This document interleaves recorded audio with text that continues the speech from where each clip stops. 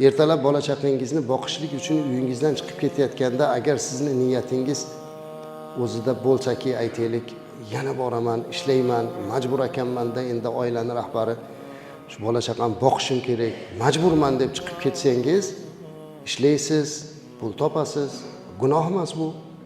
Gunoh emas, pul qildingiz, hammasi joyida. Lekin kelingda shunda niyatni sal o'zgartiraylik-da. Aytsangizki, Alloh Qur'onda ar-rijalu qawwamuna 'alan nisa, erkaklar ayollar ustiga boshliq dedi. Oila rahbari qildi. Alloh meni oilani rahbaridek mas'uliyat bilan yaratib, oilami ta'minotini mana gardanimga yuklagan ekan. Bugun o'sha vazifamni Alloh uchun bajargani chiqib ketyapman. Alloh menga halol rizq ato qilgin deb chiqib ketsangiz, to borib xizmatingizni qilib, ishingizni qilib kelguncha ham siz ibodatdasiz. Ibodat savobini olasiz, chunki siz Alloh uchun qilyapsiz. Mana yoshi kattalar o'tiribdi. Hayotingizda nechta farzand uylagansiz, nabiralar uylagan, qizlar chiqarganlar o'tiribsiz. Hech bir sovchiligini ham shariat bo'yicha odobi, talabi bormikin deb birorta odam so'ramagan azizlar.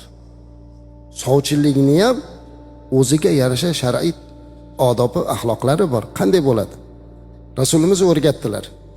Birinchi navbatda payg'ambarimiz alayhisalom aytdilarki, bir birodaringiz sovchi bo'lib turgan xonadonda ustiga sovchi bo'lib bormang dedilar. Xuddi shunday savdoda ham aytadilar. Bir birodaringiz bittasi bilan savdo qilib turgan bo'lsa, uni ishi pishmaguncha, hal bo'lmaguncha oraga suqilmang dedilar. Ikkinchisi, birodaringiz birovni uyiga sovchi bo'lib turgan bo'lsa, ustiga bormang dedilar. Lekin Alloh bizni kechirsin, shu ikkita qoidani biz buzamiz hozir. Hech kim savdoda ham qarab turmaydi. Bu 10 so'm desa bu 9 so'm deb kirib oladi. Undan pasaytiribroq aytadi. Nima qilib bo'lsa ham uni savdosini orasiga kiradi. Sovchilik ham ayni shunday. Hatto falonchi uyiga sovchi bo'lib turibdi ekan, hozir ularning oralaridagi munosabatda vaqt kutyapti ekan desa, nima bo'lsa bo'lsin qiz boriga hamma boraveradi deb kirib boraveramiz. Undan oldin kelgan odamning mavqei unikidan pastroq bo'lsa, u tomoni ham o'ylanib qoladi. Ha, undan ko'ra bunga bersammikin degan narsani chiqaradi. Aslida agar bir odam sovchi qo'ygan bo'lsa, uni kutib tursin. Narigi xonadondagi qizning tomoni yo'q sizga bera olmaymiz degandan keyin boshqa sovchi borilsin deydi. Bu qoida shunaqa. Bir-birini ustiga borib kim o'zarga bir-birini yomonlab, bu oldingi borgan sovchini xatosini topib, bitta o'zini bolasini baxtli qilaman deb boshqa insonni farzandini bebaxt qilmaslik kerak. Sovchilikda ikkinchi qoida odobi, sovchilar yolg'on gapirmaslik kerak azizlar. Yolg'on gapirmaslik kerak. Bor gapni gapirish kerak. Chunki Rasulimiz alayhisalom umuman musulmon ummatini yolg'on gapirishlikdan va yolg'on guvohlik berishlikdan qaytardi. Sovchilar yolg'on gapirish bizda odat. Boradi, haligi bolani shunaqa ham kuyov to'rani maqtaydiki, qo'yni og'zidan cho'p olmagan, shunaqa beozor, shunaqa bir ibodatli, taqvoli bola qilib qo'yadiki, eshitgan odam hozir qizini berib yuborgisi kelib ketadi. Arslonni og'zidan yemini olib chiqadigan, ovqatini olib chiqadigan bola bo'ladi o'zi aslida. Mana tanish bilish birodar aka-ukalarimiz ba'zan nojo'ya bo'lgan insonlarga qizini berib qo'yganda biz shuni ko'rmadingizmi? Qanday bu bir giyohvandga berib qo'ydingiz? Kim bilsin, sovchilar juda maqtasa ishonibmiz. Ana shu ishonchni yo'qotadi. Endi hozir nima bo'lyapti?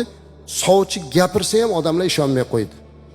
To'xta deydi, o'rganaylik deydi. Chunki yolg'on ma'lumot. Bor haqiqatni aytish kerak azizlar. Ana o'shunda unga munosib keladigani bo'ladi. Albatta hech kim o'zini farzandini yomonlamaydi. Yomonlash kerak emas. Yo'q sifatlar bilan gapirib bo'lmaydi. Katta boshqa va'dalarni berib yolg'on qilmasdan to'g'ri gapirib oilani barpo qilish kerak. Shunda ana o'sha yana joyiga kelib ketadi.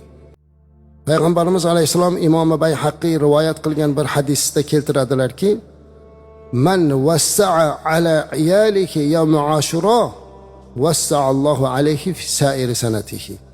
Kim Muharram oyining 10-kuni oilasiga kenglik qilib bersa, bir yil davomida uni uyiga kenglik beradi Alloh dedi.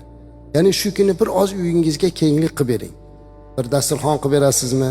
Bir bayramga o'xshab bir chiroyli dasturxon qilib, ularga bir xursandchilik kirgizib qo'yingki, bir yil mana shu narsa bo'ladi dedi.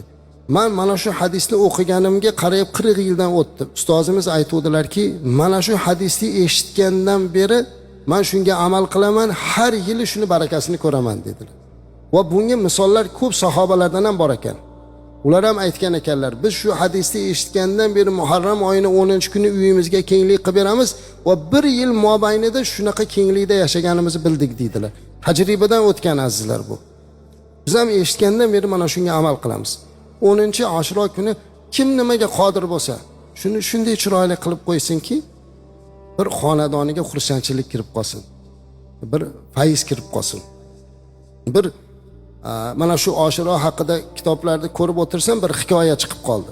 Aytadilarki, bir kambag'al odam domladan xuddi shu hadisni eshitib niyat qilibdiki, men ham bir uyimga kengchilik qilib bersam, bir Oshiro oshini qilib bersam, u yil davomida meni uyimda osh bo'lar ekan deb niyat qilib, bir boy musulmondan yordam so'rabdi. Aytibdilarki, menga pul berib tursangiz bir osh qilib bersam, peshinda kelib beraman debdilar. Xursand bo'lib, kambag'al peshinda kelsa, asrda kel debdi. Asrda kelgan ekan, Ali boy, senga bera olmayman deyotganimni tushunmaysanmi? Kelaverasanmi? Qanaqa befarosatsan ey debdi. Yig'lab olibdi Ali bechora kambag'al.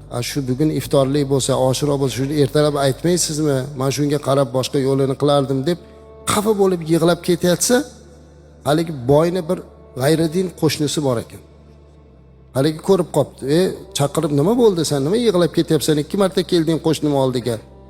Bo'lgan voqeani aytib shunaqa bo'ldi desa, rahmi kelib, qancha pul kerak o senga? Bitta osh qilishlikka yetadigan 3-4 tanga yetadi. Mana o'sha qilib ol. Yo'q desam, uni bor qil. O'sha kuni haligi boy qo'shnisi tush ko'ribdi. Tushida jannatda qasrlar ko'rsatibdi. Mana shu narsani ko'ryapsanmi debdi. Shu kecha senga bo'lishi kerak edi, qo'shningga o'tib ketdi deb. Uyg'onib ketib hayron bo'lib, bu qo'shni musulmon bo'lmasa, qanaqa uni oldiga chiqib, kecha biror bir ish qildingizmi debdi. Yo'q. Bir xayrli ish qildingizmi? Yo'q, nimaga so'rayapsiz? Yo ayting, biror yaxshi ish qildingizmi? Yo'q. Faqatgina kecha sizni bir dindoshingiz sizdan yordam so'rab kelgan ekan, bermagan ekan, shuni berdim men. Shunga ekan, qancha pul berdingiz? 4 tanga berdim. Sizga 10 tanga beraman, o'shini savobini menga bering debdi. Biznesmenda qarang, savobni ham sotib olaman. 20 beraman, 100 tangaga chiqibdi. Oxiri haligi qo'shni turib aytibdiki, 1000 ta bersang ham bermayman, chunki sen ko'rgan tushni men ham ko'rdim. Musulmon bo'ldim. Qarangki azizlar, bundan xulosa endi bu hikoyalar oldindan yoziladi. Buni sanadini sahih yoki zaifligini bilmayman, lekin hikoyada bu. Bundan har birini orqasida bir haqiqat kelib chiqadi. Qanaqa haqiqat? Demak, biz nafaqatgina o'zimizga, boshqalarga ham qarashimiz kerak ekan. Qo'l ostidagi ishchilarimizga bitta mana dasturxonim barakali bo'lsin emas, musulmon odam boshqalarga ham yordam berib qo'yish kerak. Ana o'shanda qilingan ishimiz yaxshi bo'ladi.